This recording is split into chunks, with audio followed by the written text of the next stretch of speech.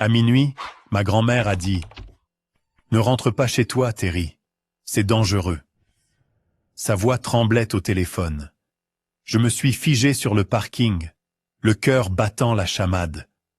Elle ne m'avait jamais appelé à cette heure, encore moins avec une telle peur. J'ai essayé de lui poser d'autres questions, mais elle n'a fait que répéter. « Fais-moi confiance. Va ailleurs maintenant. » Avant de raccrocher. Suivant son conseil, je suis allé chez un ami non loin. Moins d'une heure plus tard, les sirènes hurlantes des camions de pompiers et des voitures de police ont rempli l'air. À distance, je suis resté paralysé en voyant ma maison, celle pour laquelle j'avais versé mon sueur pour l'acheter, celle remplie de tant de souvenirs, engloutie par des flammes rugissantes. J'ai couru dans la rue, pieds nus sur le trottoir glacé, regardant le feu tout dévorer. Un nom résonnait dans mon esprit. Grayson, le jeune frère instable à qui j'avais refusé de prêter de l'argent cet après-midi-là. Aucune preuve, juste un accès de colère brûlante. Je me suis précipité chez mes parents, où ils vivaient au crochet de nos parents, pour le confronter. Comme toujours, ils l'ont protégé. La voix de ma mère était douce, mais tranchante. Ne fais pas de cette histoire un plat. La famille passe avant tout. Mais cette fois, j'ai juré de ne pas laisser passer. Je m'appelle Terry Henderson, 35 ans, ingénieur électricien vivant à Milwaukee, Wisconsin. Je ne suis pas du genre à me plaindre, mais si vous demandez, je vous dirai la vérité. Ma vie ressemble à un livre à l'intrigue mal écrite. Je suis l'aîné, celui qui a toujours dû porter le fardeau, toujours dû sacrifier, mais jamais reconnu. Ma famille, ou plutôt ce qui en tient lieu, est un enchevêtrement de favoritisme, d'injustice et de blessures qui ne guérissent jamais. Mon père, Stanley, était soudeur, maintenant retraité. C'est un type patriarcal, toujours fier de ses jours de gloire, mais aveugle en ce qui concerne son plus jeune fils. Pour lui, Grayson pourrait détruire le monde, qu'il serait toujours le petit garçon qui a besoin de protection. Ma mère, Betty, était infirmière et travaille maintenant comme infirmière scolaire. C'est un travail plus léger, dit-elle. Comme ça, je peux m'occuper de ma grand-mère. Maman est émotive, mais elle est facilement influencée par papa et Grayson. Chaque fois que j'essayais de parler de l'injustice à la maison, elle soupirait. Grayson est encore jeune. Il a plus besoin d'aide que toi. Jeune? Il a presque 30 ans. Maman. Grayson. Mon jeune frère est un cauchemar ambulant. À 29 ans, il n'a pas d'emploi, vit au crochet de nos parents et apporte toujours des problèmes à la maison. Dès l'enfance, il a été pourri gâté. Je me souviens de fois où maman lui achetait de nouvelles chaussures, pendant que je portais des chaussures usées, ou quand papa lui tapait sur l'épaule pour avoir frappé un ballon de football, alors que je travaillais à temps partiel dès 16 ans pour aider la famille. Grayson est agressif, égoïste et jamais reconnaissant. Chaque fois qu'il causait des problèmes, des disputes, des dettes ou des accès de colère dus à l'alcool, nos parents trouvaient des moyens de blâmer les circonstances, la société, même moi, mais jamais lui. La seule personne dans la famille qui m'ait toujours soutenu était ma grand-mère, Agnès. Elle a plus de 80 ans, est fragile et en fauteuil roulant, mais son esprit est vif comme un rasoir. Elle vit chez mes parents depuis le décès de mon grand-père. Et bien qu'elle ne le dise pas ouvertement, je sais qu'elle voit l'injustice que j'ai subie. Les après-midi d'été, quand j'étais enfant, elle me prenait sur ses genoux et me racontait des histoires sur mon grand-père dont elle disait que je lui ressemblais. Travailleur, patient et toujours soucieux de la famille avant tout. « Tu es ma fierté », disait-elle, bien que je ne me sois jamais senti digne. Elle est mon phare, la seule lumière de mes jours les plus sombres, Ma famille vit dans un quartier de classe moyenne de Milwaukee, où tout le monde se connaît, mais fait sa propre affaire. Ma maison, à quelques kilomètres de chez mes parents, est petite, mais le résultat de nombreuses années de dur labeur. J'adorais cette maison, non seulement parce qu'elle était mienne, mais parce que c'était là que je pouvais échapper à l'ombre de ma famille, où je pouvais être moi-même. Mais Grayson, alimenté par la jalousie et le ressentiment, a tout détruit en une nuit. La tension entre Grayson et moi n'est pas nouvelle. C'est comme un feu couvant depuis notre enfance. Je me souviens avoir dû renoncer à des jouets, à de la meilleure nourriture, même à des éloges que je méritais. Quand j'ai obtenu mon diplôme d'ingénieur, papa a juste hoché la tête. Bien, mais ne te la raconte pas. Mais quand Grayson a abandonné ses études, ils l'ont réconforté. Il trouvera sa propre voie. Sa voie était le jeu, la boisson et les appels pour mendier de l'argent. J'ai essayé. Je jure devant Dieu. J'ai essayé d'être un bon frère. J'ai donné de l'argent à Grayson d'innombrables fois, sachant qu'il le gaspillerait au casino ou au bar. J'espérais qu'un jour il changerait, grandirait, me verrait autrement que comme un ennemi. Mais chaque fois que j'aidais, il le prenait pour acquis, même en ricanant. Les grands frères ont toujours de l'argent, hein? Je ne suis pas riche. J'ai juste travaillé comme un forcené pour une vie stable. Cet après-midi-là, il s'est présenté à ma porte, le visage rougi, les yeux sauvages, exigeant d'emprunter quelques milliers pour un soi-disant nouveau projet. Je connaissais son projet, des dettes de jeu dans le même cycle que j'avais foolishly financé auparavant. Je l'ai regardé dans les yeux et j'ai dit « Non, Grayson, pas cette fois ».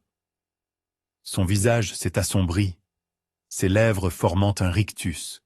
« Tu le regretteras, Terry. » Il a grondé avant de claquer la porte et de sortir en trombe.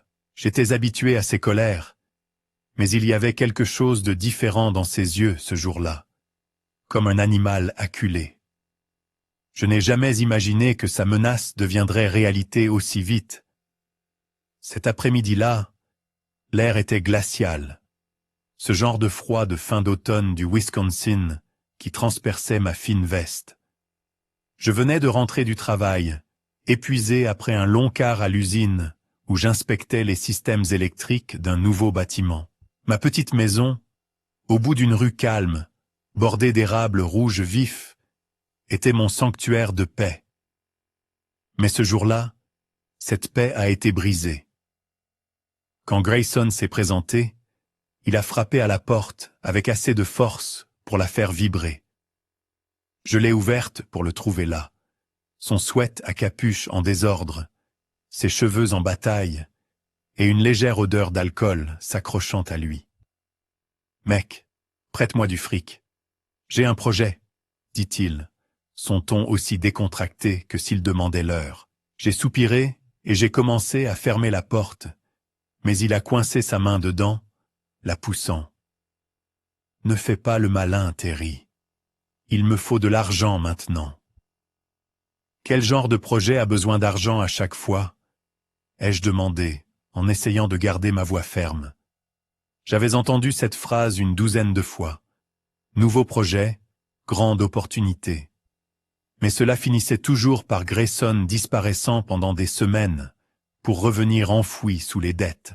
Il a souri, entrant sans y être invité, et s'est affalé sur mon canapé, comme si c'était sa propre maison. « Tu n'as pas besoin de savoir. Donne-moi juste l'argent. » Je me tenais là, les poings serrés, combattant la colère qui montait en moi. La petite pièce m'a soudainement semblé étouffante. Les souvenirs sur mon étagère, la photo de mon grand-père et moi pêchant, le diplôme d'ingénieur que j'avais fièrement accroché, me rappelaient tout ce que j'avais sacrifié pour en arriver là. Et Grayson, mon jeune frère, qui n'a jamais rien apprécié, s'attendait à ce que je continue à tout lui donner. « Non, Grayson, dis-je fermement, Pas cette fois. Combien de fois t'ai-je aidé? Qu'est-ce que tu fais de l'argent? Jeux, alcool. Tu crois que je suis une banque? Son visage s'est assombri. Il s'est levé d'un bond, pointant mon visage. Qui te crois-tu être, Terry? Le grand frère. Tu as une maison, un travail, et je n'ai rien. Tu ne m'aides pas, ne me blâme pas pour ce qui arrive. Sa voix a rugi, résonnant dans ma petite maison. J'ai vu un voisin de l'autre côté de la rue jeter un coup d'œil, mais je m'en fichais. Je l'ai juste regardé dans les yeux, cherchant une trace du frère que j'avais autrefois aimé. Mais je n'ai trouvé que du ressentiment. « Sors de ma maison », dis-je, ma voix aussi froide que la glace. Grayson a grogné, donnant un coup de pied dans le pied de la table avant de sortir en trombe, la porte claquant derrière lui. Je suis resté là, le cœur battant, me sentant comme si j'avais survécu à une bataille. Mais je ne savais pas que la vraie bataille était encore devant moi. Après le départ de Grayson, je me suis effondré sur le canapé, les mains tremblantes. Je n'avais pas peur de lui, mais la façon dont il m'avait regardé m'avait donné des frissons. Je savais qu'il était instable, qu'il s'était battu dans des bars et avait été arrêté pour avoir causé des ennuis. Mais mettre le feu à ma maison, je n'aurais jamais pensé qu'il irait aussi loin. J'ai attrapé mon téléphone pour appeler maman, mais je me suis arrêté. Qu'est-ce qu'elle dirait? Grayson a juste du mal. Ne le blâme pas. Papa me dirait, en tant que grand frère, tu dois être indulgent. J'avais entendu ces mots toute ma vie, et chaque fois, ils me faisaient me sentir plus petit dans ma propre famille. J'ai décidé de ne pas appeler. Au lieu de cela, j'ai ouvert une bière et j'ai regardé par la fenêtre. La nuit est tombée, les faibles lumières jaunes de la rue illuminant les feuilles d'érable éparpillées. J'ai repensé à notre enfance, quand Grayson et moi jouions ensemble. Une fois, je lui ai donné mon tout nouveau vélo. Même si j'avais travaillé 1 mois de plus pour l'acheter, il a souri, m'appelant le meilleur grand frère. Mais ce sourire avait disparu, remplacé par la jalousie, le ressentiment et des demandes déraisonnables. Mon téléphone a vibré, me sortant de mes souvenirs. C'était maman. J'ai hésité, mais j'ai répondu. « Terry, qu'est-ce que tu as fait pour rendre Grayson si contrarié ?» Sa voix était pleine de reproches, comme si j'étais celui qui causait des problèmes. Il m'a appelé. Il a dit que tu ne l'avais pas du tout aidé. Tu es son grand frère. Pourquoi tu ne te soucies pas de lui? J'ai pris une profonde inspiration en essayant de rester calme. Maman, combien de fois l'ai-je aidé? Chaque fois, il promet de changer. Mais qu'est-ce qui se passe? Il jette l'argent dans les jeux, l'alcool. Je ne peux pas continuer comme ça. Elle a soupiré au téléphone, le même soupir que j'avais entendu 100 fois. Grayson a une vie difficile. Terry, il n'est pas comme toi. Tu dois l'aider. J'ai voulu crier pour lui dire que j'avais moi aussi une vie difficile, que j'avais sacrifié ma jeunesse pour soutenir la famille, mais je suis resté silencieux. Je suis fatigué, maman, dis-je, puis j'ai raccroché. Papa a appelé juste après que maman ait raccroché. Terry, ne sois pas têtu, dit-il, sa voix tranchante comme s'il donnait un ordre. Grayson est ton frère. Il a des difficultés, et si tu n'aides pas, qui le fera? La famille passe avant tout. Ne laisse pas un petit problème nous séparer. J'ai failli rire, mais c'était un rire amer, un petit problème.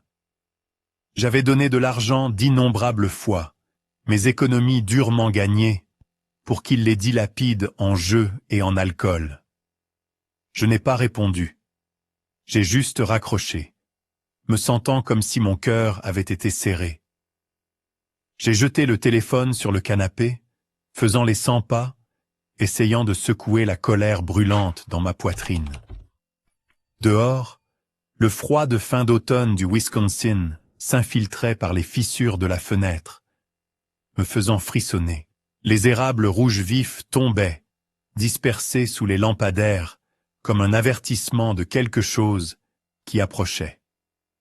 J'ai ouvert la porte arrière pour accéder à la cour, laissant l'air froid me frapper le visage, espérant qu'il calmerait le feu dans ma tête. Mais l'image de Grayson, avec son regard haineux, alors qu'il sortait en trombe, continuait de se rejouer vivement. « Tu le regretteras, Terry », avait-il dit. Je savais que mon jeune frère avait un tempérament instable depuis l'enfance. Il me menaçait souvent chaque fois que je faisais quelque chose qui ne lui plaisait pas. Mais les menaces étaient une chose. Agir en fonction en était une autre. Je me suis dit que je réfléchissais peut-être trop.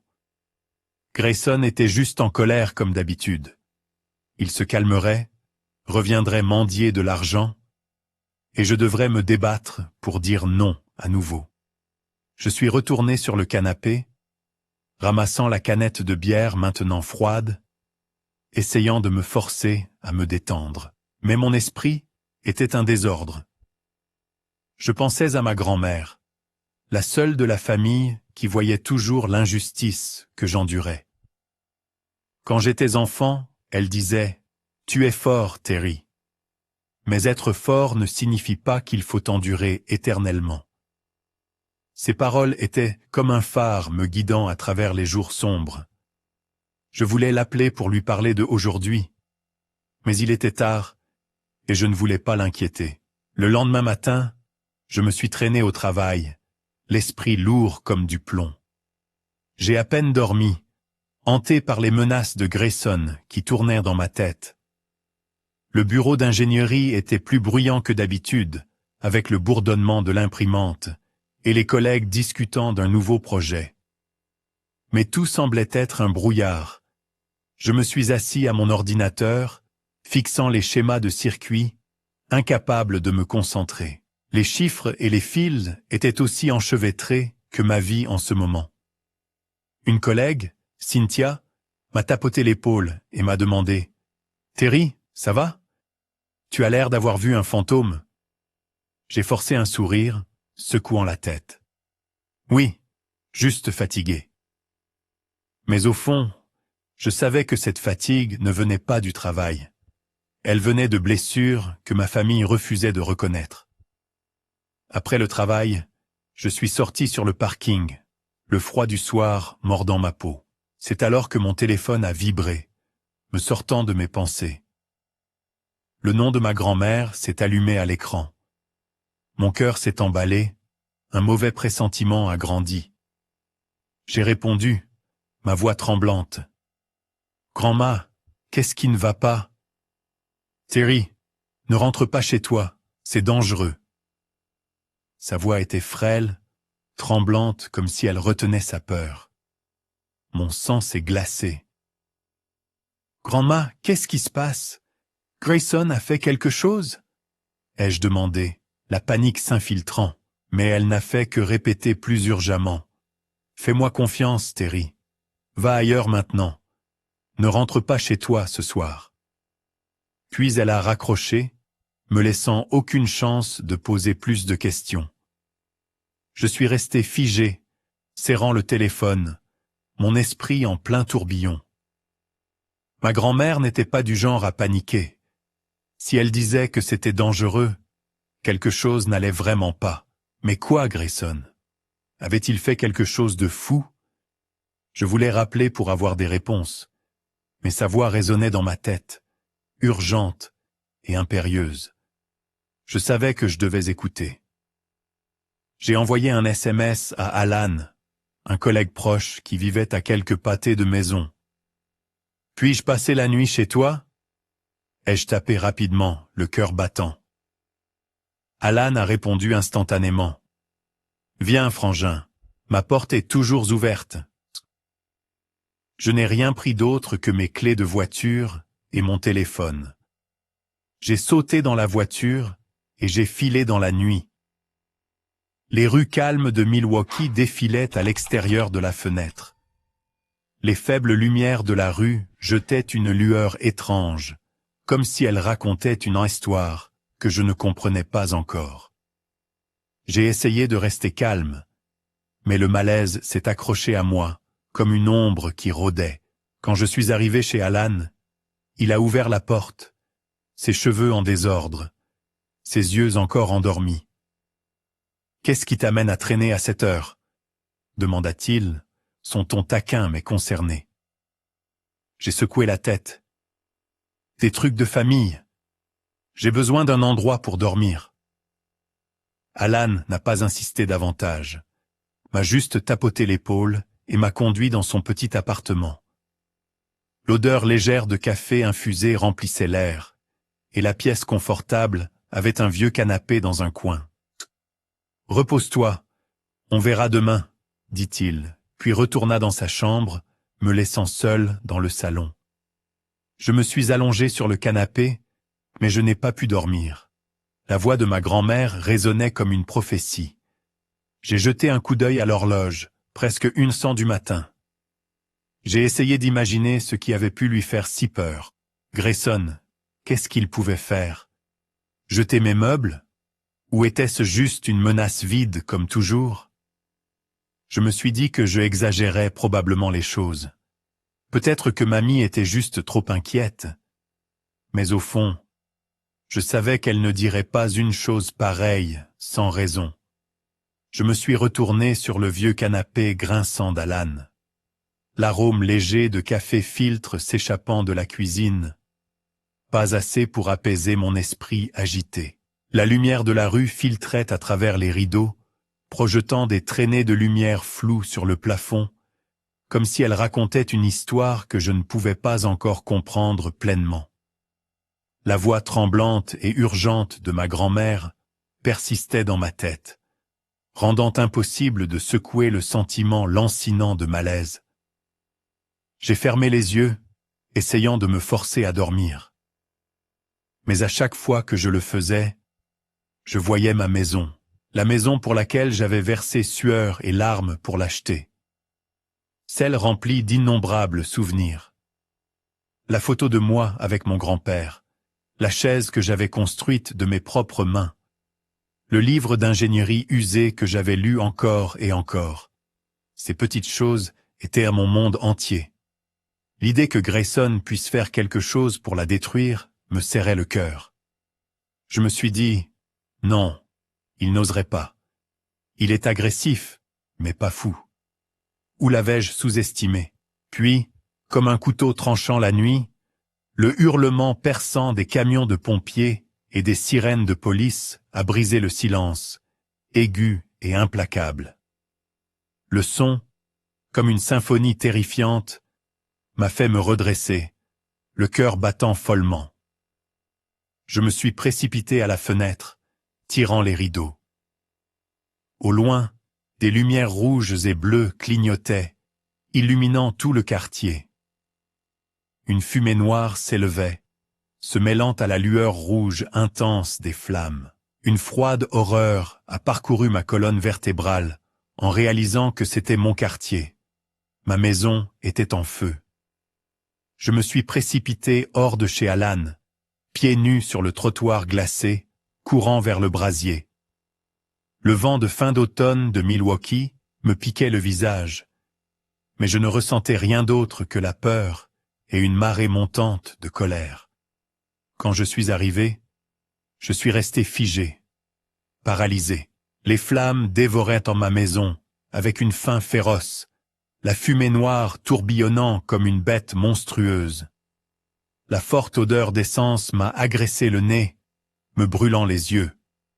Les pompiers criaient, les lances crachant des torrents d'eau, mais le feu refusait de céder. La porte d'entrée, où j'avais attendu Grayson cet après-midi-là, n'était plus qu'un cadre carbonisé et déformé s'affaissant sous la chaleur. Les voisins s'étaient rassemblés, certains me reconnaissant et chuchotant entre eux. « Terry, Dieu merci, tu n'étais pas à l'intérieur », dit l'un d'eux doucement. la voix teintée de pitié.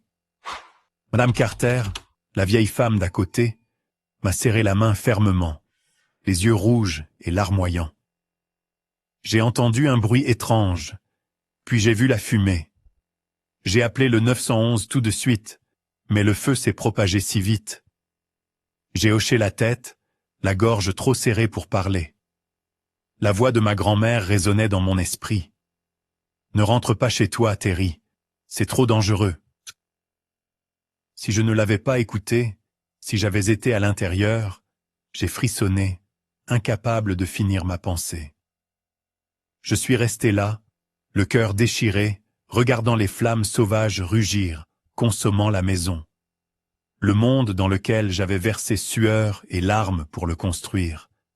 La photo de mon grand-père et moi près du lac Michigan. La chaise en bois que j'avais patiemment fabriquée pièce par pièce. Le livre d'ingénierie à la couverture usée que j'avais lu d'innombrables fois.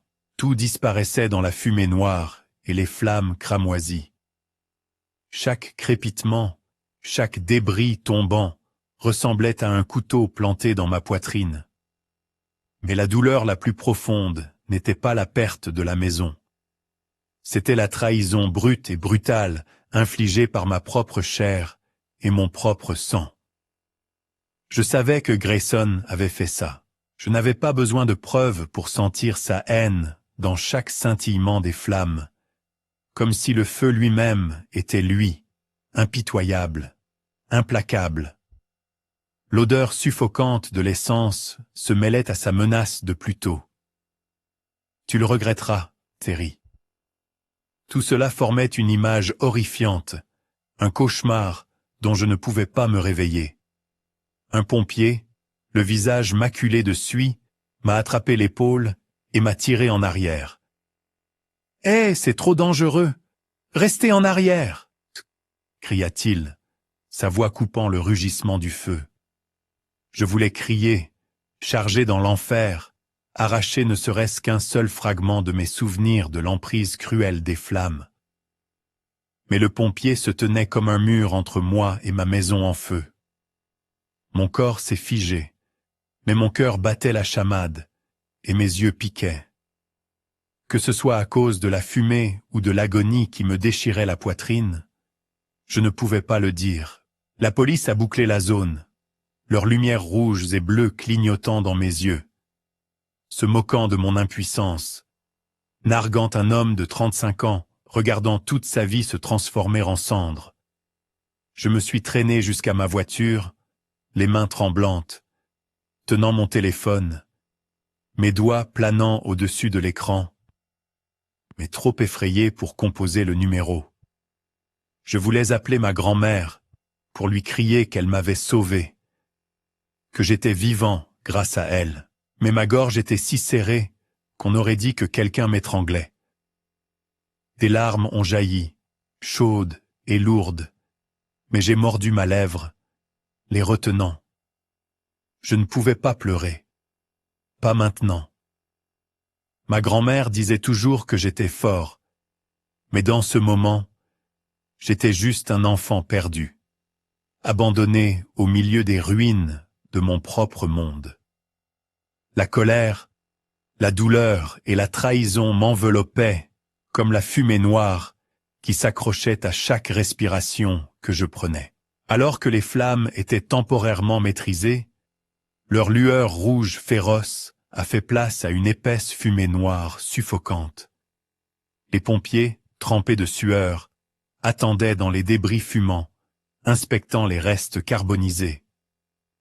La police avait bouclé la zone, leurs lumières rouges et bleues clignotant sur les visages hébétés des voisins.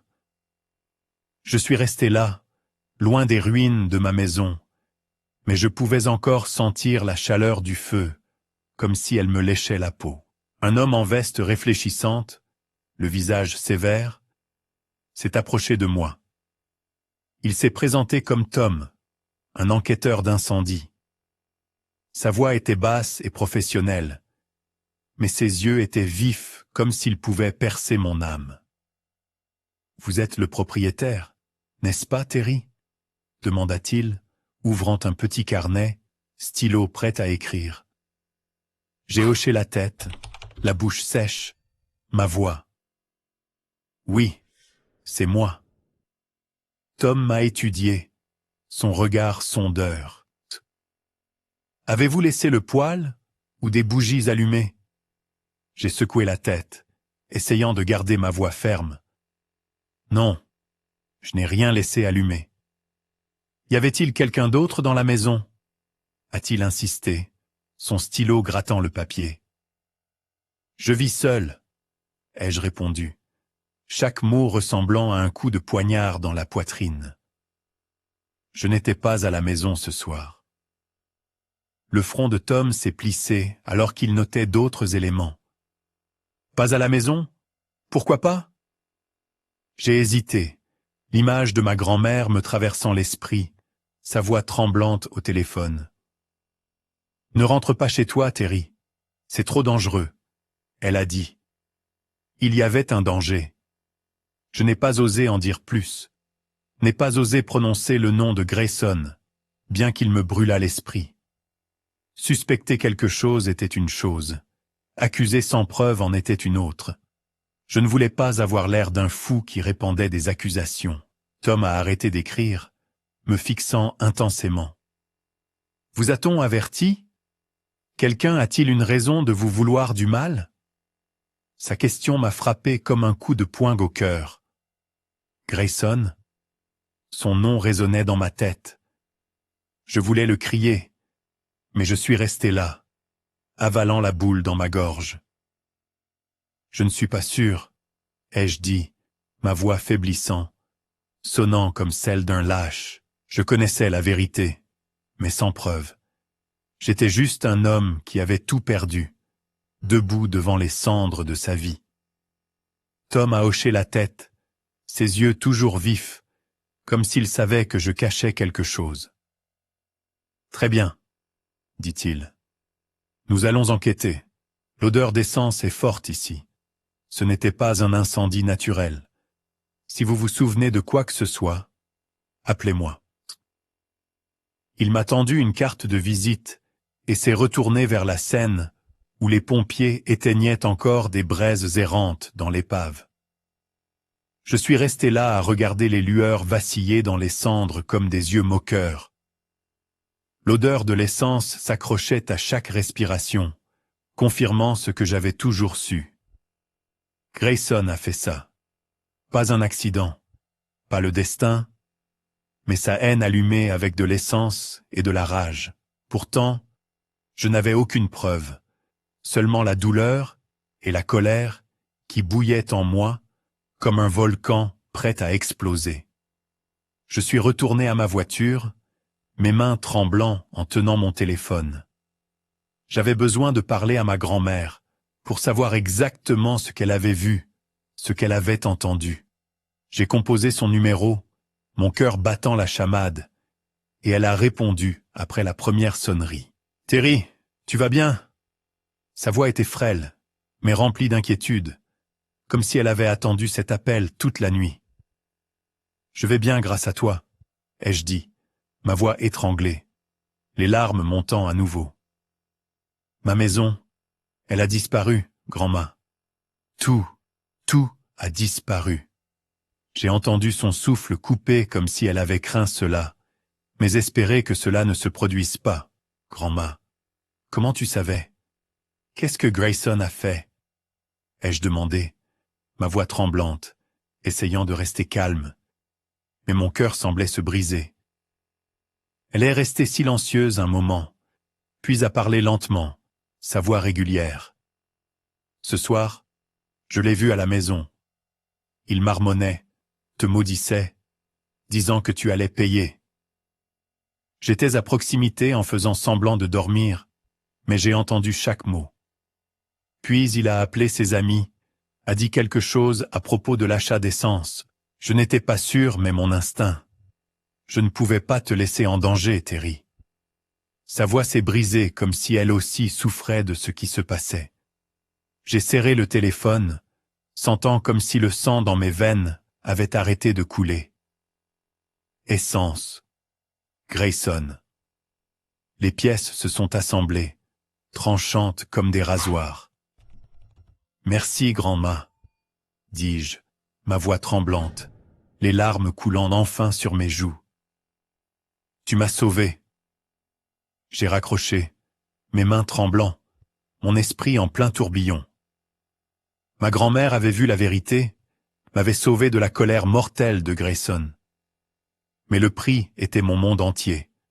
Ma maison, mes souvenirs, tout réduit en cendres. La colère en moi n'était plus juste une flamme. C'était une tempête, balayant toute raison. J'ai enfoncé le pied dans l'accélérateur, filant vers la maison de mes parents, où Grayson se nourrissait d'eux. Les rues familières de Milwaukee ont défilé à l'extérieur de la fenêtre, mais elles semblaient étrangères maintenant, comme si je n'y appartenais plus. L'odeur de l'essence persistait dans mon nez, se mêlant aux paroles de ma grand-mère. Il parlait d'acheter de l'essence. J'ai serré le volant, mes ongles s'enfonçant dans mes paumes. Je voulais confronter Grayson, le regarder dans les yeux et le forcer à l'admettre. Mais au fond, j'avais peur.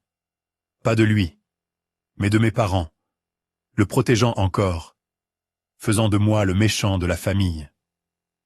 La maison de mes parents était brillamment éclairée, chaude, un cruel contraste avec les ruines fumantes de ma vie. J'ai poussé la porte et suis entré, mes vêtements sentant encore la fumée, mes yeux injectés de sang par la rage et la douleur.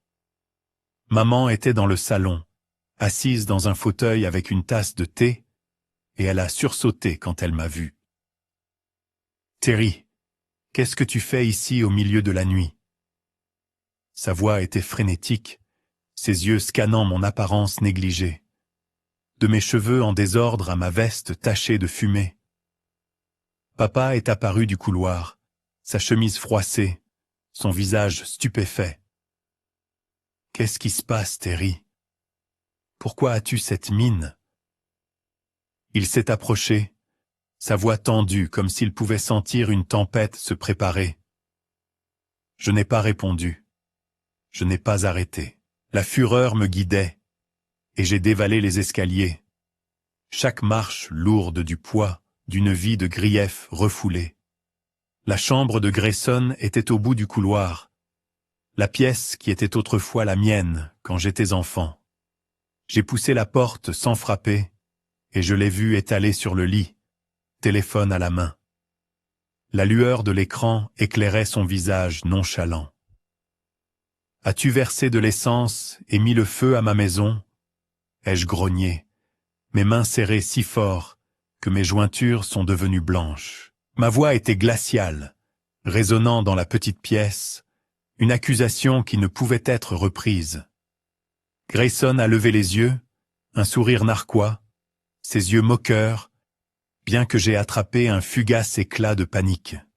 « Tu as des preuves ? » ?»« Ne me diffame pas, » dit-il, son ton calme, mais je savais qu'il jouait. Il savait que je savais.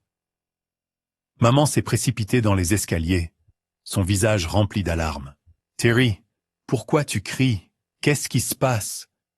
Elle m'a regardé, puis Grace.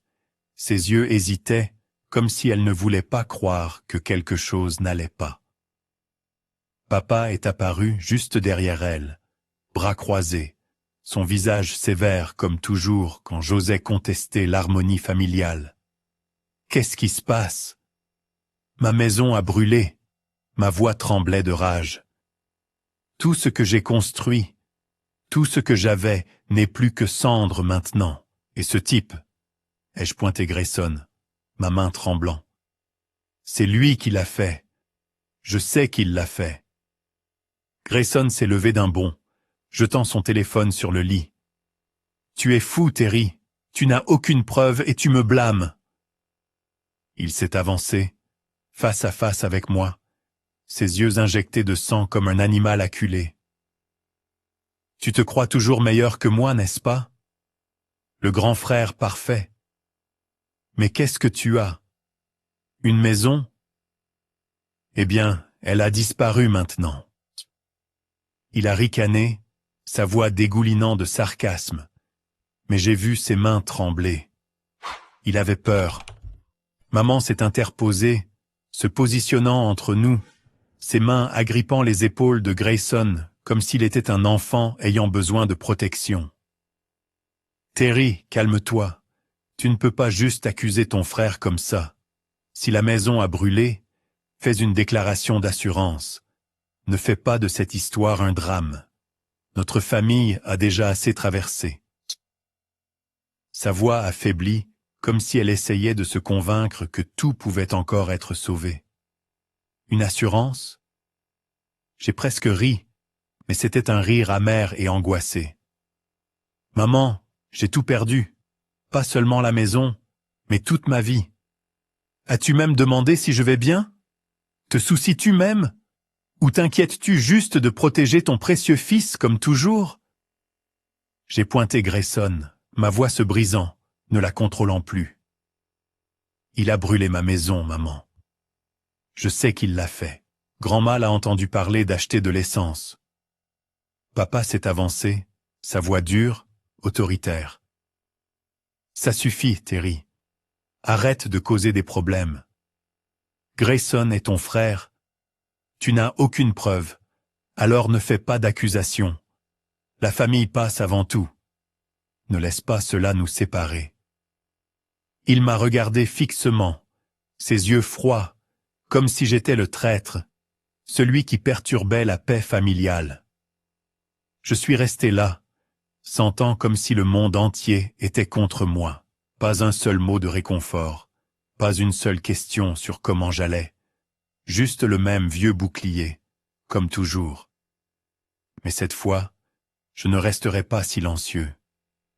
La colère, la douleur et les années passées à être ignorées ont éclaté en moi, comme le feu qui avait consumé ma maison.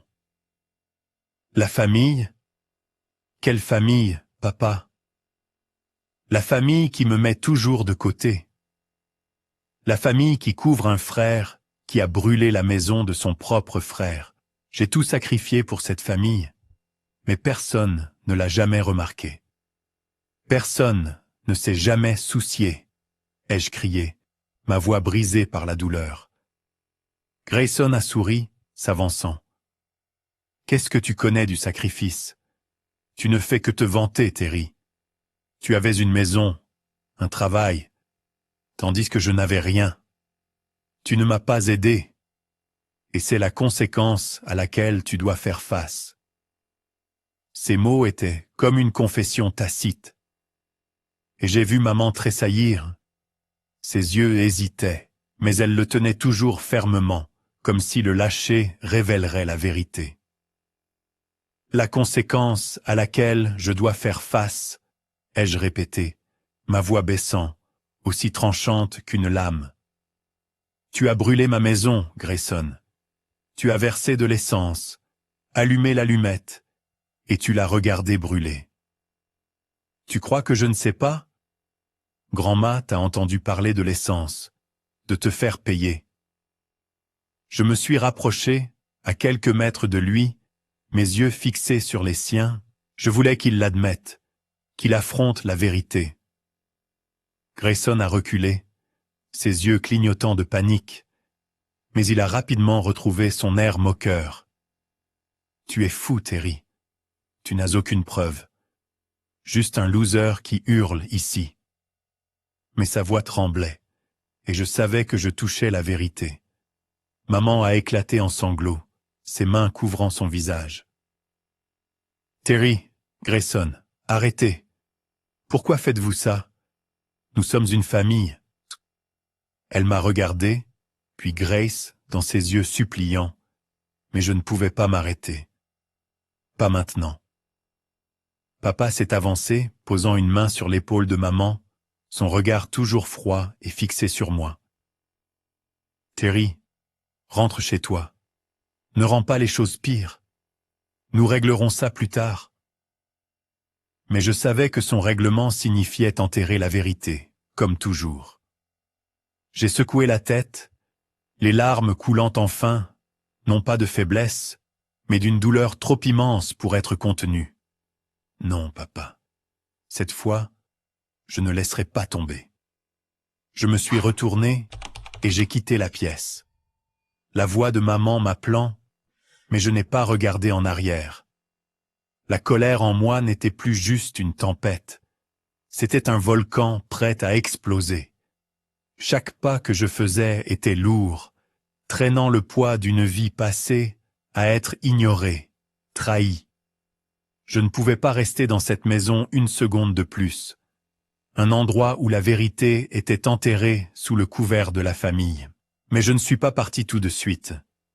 J'ai traversé le couloir familier, passant devant les photos de famille accrochées au mur, leurs faux sourires cachant des années d'injustice. La porte de grand-ma était légèrement entr'ouverte, une douce lumière jaune s'en échappant. J'ai frappé doucement, ma voix. « Grand-ma, c'est moi. »« Entre, Terry. » La voix de grand-ma était frêle mais chaleureuse, comme un phare guidant à travers l'obscurité. J'ai poussé la porte, et je l'ai vue assise dans son fauteuil roulant, ses yeux s'illuminant en me voyant.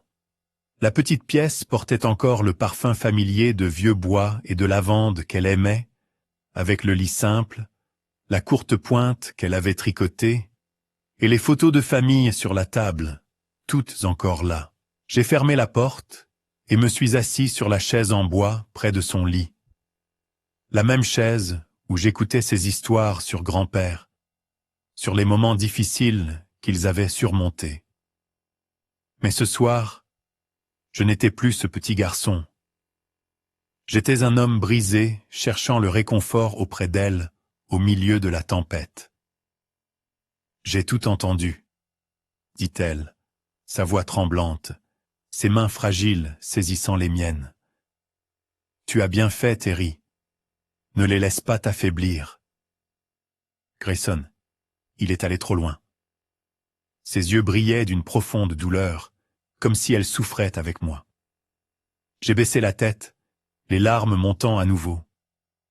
Mais je ne voulais pas qu'elle me voie faible. « Grand-ma, j'ai tout perdu, » ai-je murmuré, ma voix brisée. Ma maison, mes souvenirs, tout. À cause de lui et de maman et papa, il le protège toujours comme d'habitude. J'ai serré sa main, sentant la faible chaleur de ses doigts tremblants. Je suis tellement fatigué, grand-ma, je ne sais plus quoi faire. Mes mots étaient une confession exposant à nu les blessures que j'avais cachées pendant des années. Grand-ma a tapoté doucement ma main, son regard régulier comme si elle me transmettait sa force.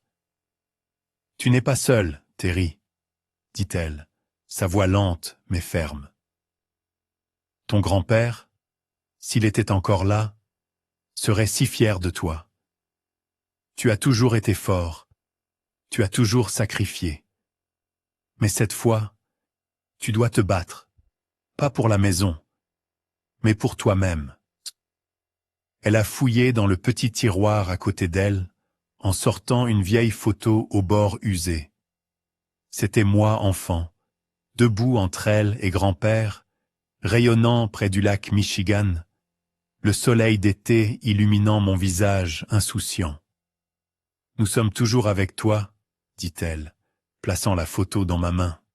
« Ne laisse pas Grayson t'enlever qui tu es. » J'ai tenu la photo, mes doigts traçant le visage de grand-père, l'homme dont elle disait toujours que je lui ressemblais, travailleur, patient, mais jamais celui qui plie devant l'injustice. Des larmes sont tombées, trempant la photo, mais cette fois, je ne les ai pas retenues. « Je le ferai, grand-ma, » dis-je, ma voix tremblante mais résolue. « Je ne le laisserai pas gagner. » Elle a hoché la tête, ses yeux brillants de fierté, mais aussi teintés d'inquiétude. « Va, Terry. Trouve ta justice, mais sois prudent. » Je me suis levé en la serrant fort, sentant sa chaleur fragile comme une dernière source de force avant de me lancer dans la bataille. J'ai quitté la pièce, la photo dans ma poche comme un talisman.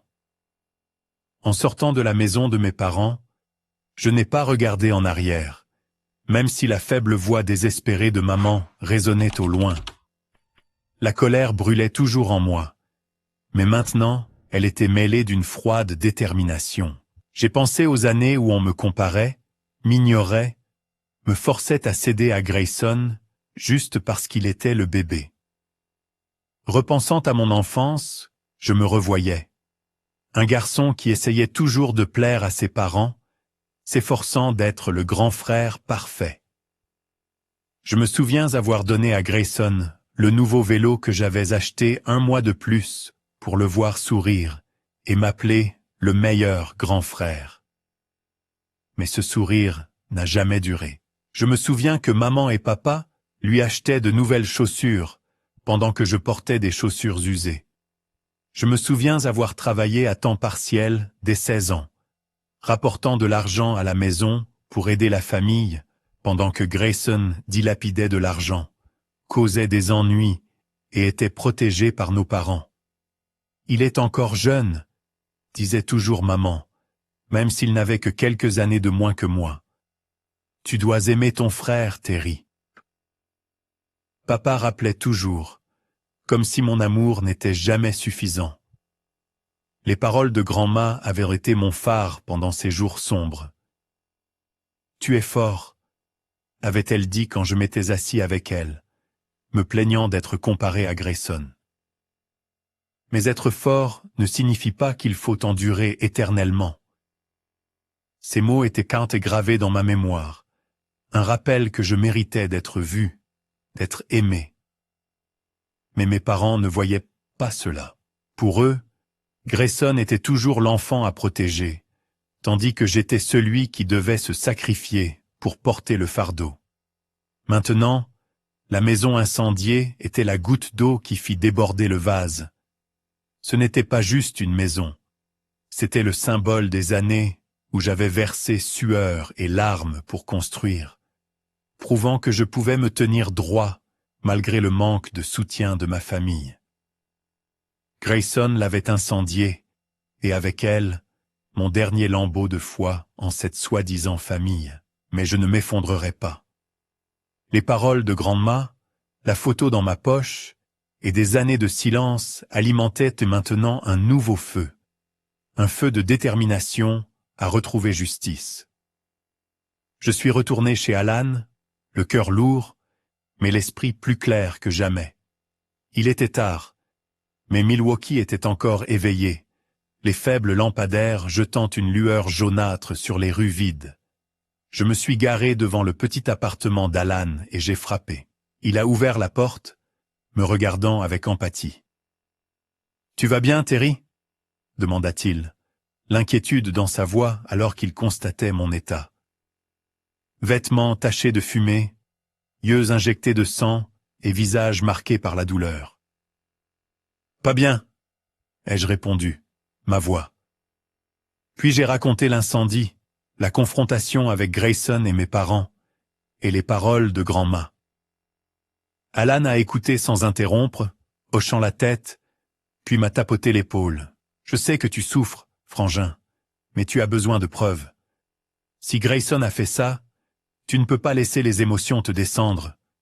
Je connais quelqu'un qui peut t'aider. » J'ai froncé les sourcils, le regardant. « Qui ?»« Victor Ramirez, » dit Alan avec confiance. « Un détective privé bien connu à Milwaukee. Il a aidé un ami à retrouver des preuves dans une affaire de vol. Si quelqu'un peut déterrer des saletés sur Grayson, c'est Ramirez. » Alan a fait défiler son téléphone, a trouvé un numéro et me l'a tendu. « Appelle-le. Mais tu dois rester calme. Ne laisse pas la colère te faire perdre le contrôle. » J'ai hoché la tête, prenant le numéro, sentant une lueur d'espoir dans l'obscurité. « Merci, Alan, » dis-je, ma voix tremblante. « Je ne sais pas ce que je ferais sans toi. » Alan a esquissé un petit sourire, me tapotant à nouveau l'épaule. « Tu es mon frère, Terry. Je suis toujours là. » Cette nuit-là, je me suis allongé sur le canapé d'Alan, fixant le plafond. La photo de grand-ma et grand-père toujours dans ma poche, un rappel que je n'étais pas seul. Mais le sommeil ne venait pas. L'image de ma maison en feu continuait de se rejouer. Chaque flamme, un reproche moqueur. J'ai pensé à Grayson, à la panique fugace dans ses yeux lors de notre confrontation. Il savait que je savais, mais il savait aussi que je n'avais aucune preuve. Et mes parents, ils l'avaient choisi comme toujours. Le lendemain, j'ai pris congé du travail pour régler tout ça. Je ne pouvais pas m'asseoir devant un écran d'ordinateur à faire semblant de me concentrer sur des schémas de circuit quand tout mon monde s'était réduit en cendres. Je suis passé en voiture devant ma maison incendiée, mon cœur se serrant à la vue des restes carbonisés des souvenirs que j'avais chéris pendant des années. Des fragments dispersés de débris noircis étaient étalés comme des morceaux d'une vie brisée. Un morceau de bois brûlé gisait seul sur le sol. J'ai arrêté la voiture, suis sorti et l'ai ramassé. Mes doigts traçant sa surface rugueuse. La douleur me transperçant la poitrine comme un couteau. Ce n'était pas juste une maison. C'était la preuve des années où j'avais versé sueur et larmes. Un endroit où je trouvais la paix au milieu des tempêtes familiales. Maintenant, ce n'était plus que des souvenirs noirs. Je suis resté là, dans le froid de fin d'automne du Wisconsin, le vent remuant les cendres comme des fantômes agités. J'ai serré la mâchoire, retenant mes larmes.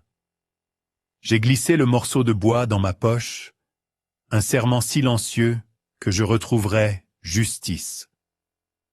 Pas seulement pour la maison, mais pour tout ce que j'avais perdu. Mon téléphone a vibré, me sortant de mes pensées.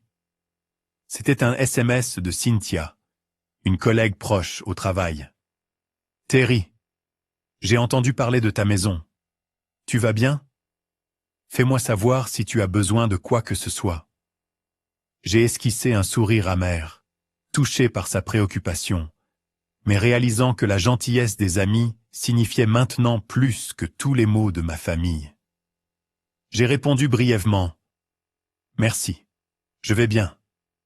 On te contactera si j'en ai besoin. » Mais je savais que je n'allais pas bien. J'essayais juste de rester debout pour empêcher la colère et la douleur de m'engloutir. J'ai conduit jusqu'au bureau d'Angela Whitmore, une avocate réputée dans la région. Son bureau était dans un petit immeuble sur Wisconsin Avenue, avec une modeste pancarte portant son nom. Quand je suis entré, Angela, une femme d'âge moyen aux cheveux argentés soigneusement attachés, m'a accueilli avec une poignée de main ferme. « Je suis Terry », ai-je dit, ma voix essayant de masquer ma tension. « Terry Allan m'a parlé de votre situation », dit-elle, sa voix chaleureuse mais directe. « Asseyez-vous, dites-moi tout. » Je me suis assis en face d'elle et j'ai tout raconté. La dispute avec Grayson, l'avertissement de grand-ma, l'incendie et la confrontation cette nuit-là. Je lui ai parlé de l'odeur de l'essence, de la panique fugace de Grayson et de la façon dont mes parents l'avaient protégé. Angela a écouté, prenant occasionnellement des notes, ses yeux vifs mais empathiques. Quand j'ai eu terminé, elle a hoché la tête, posant son stylo. « Terry, d'après ce que vous m'avez dit, cet incendie n'était pas un accident. L'odeur d'essence est un signe clair d'incendie criminel. La police enquêtera, mais je dois vous avertir.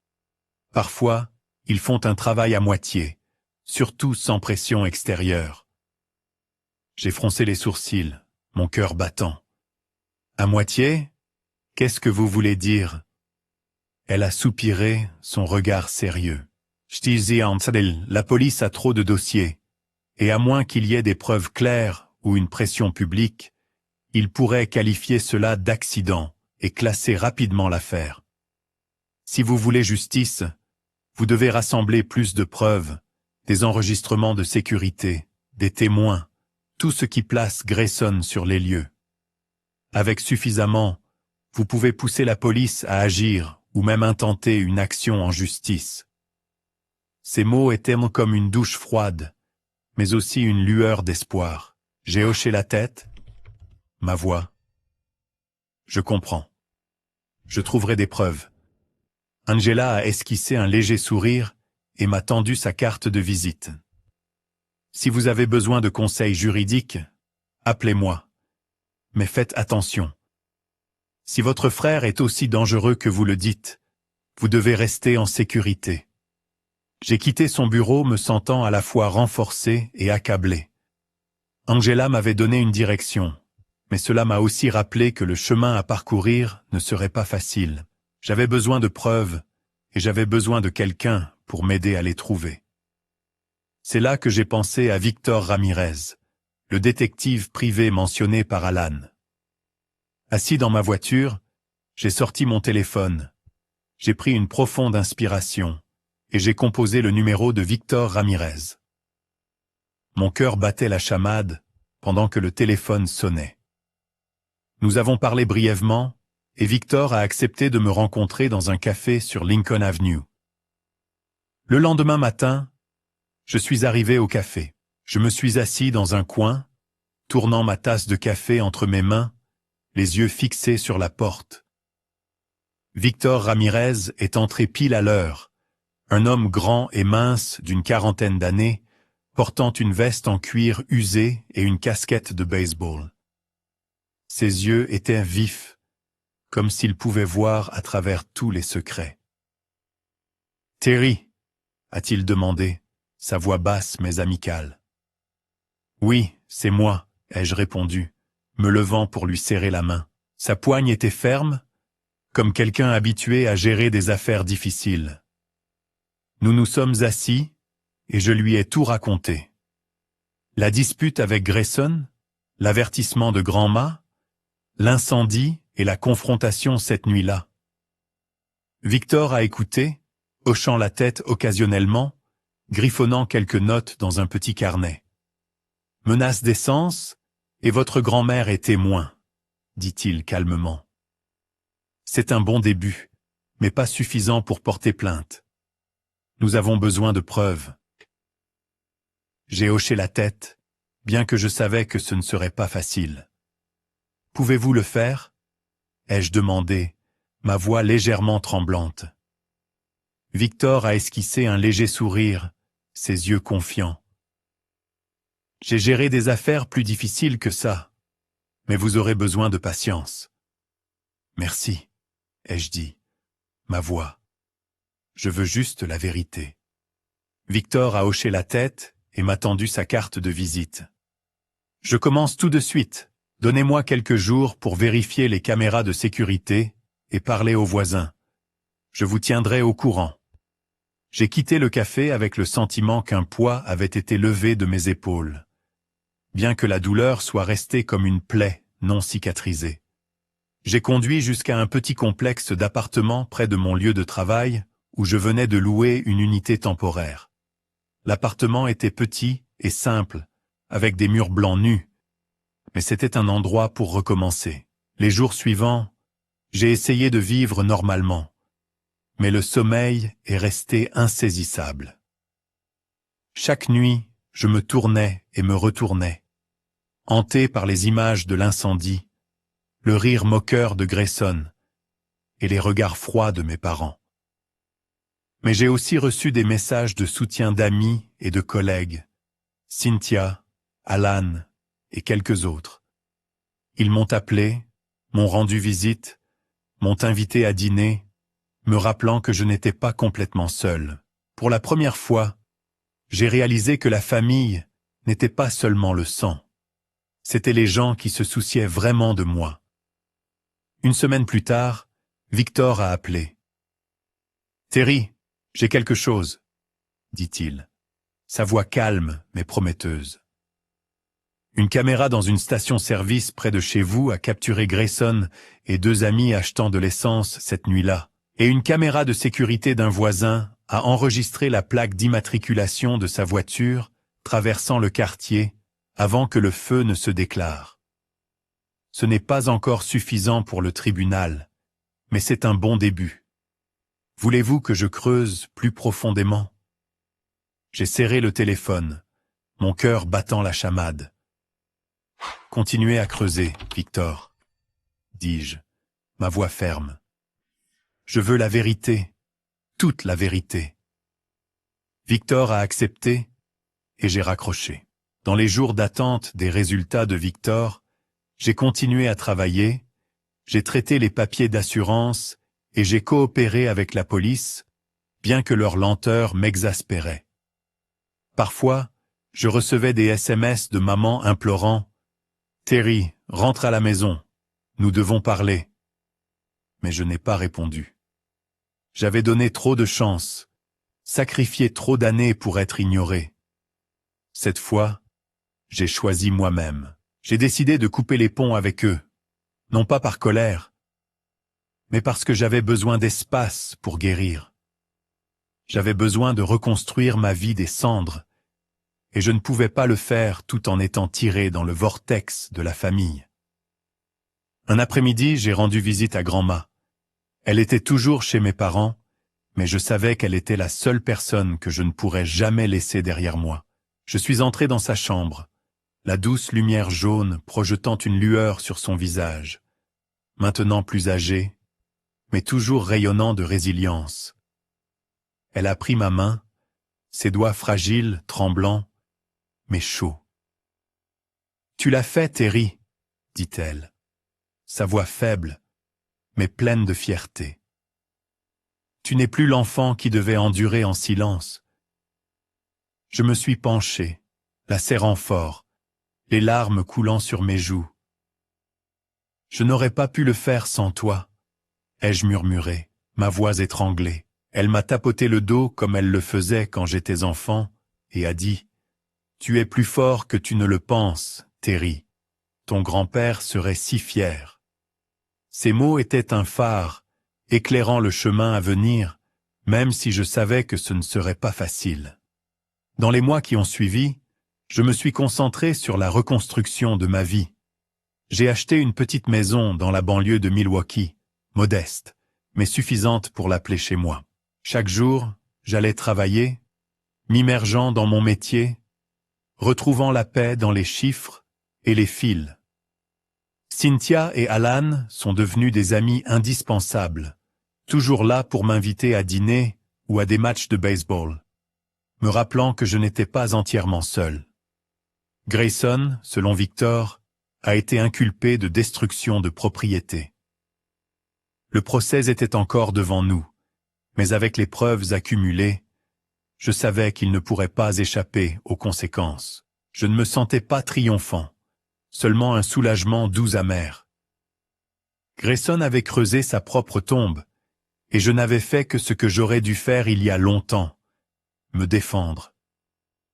Un soir, je me suis assis dans ma nouvelle maison, regardant la photo de grand-ma et grand-pa sur la table.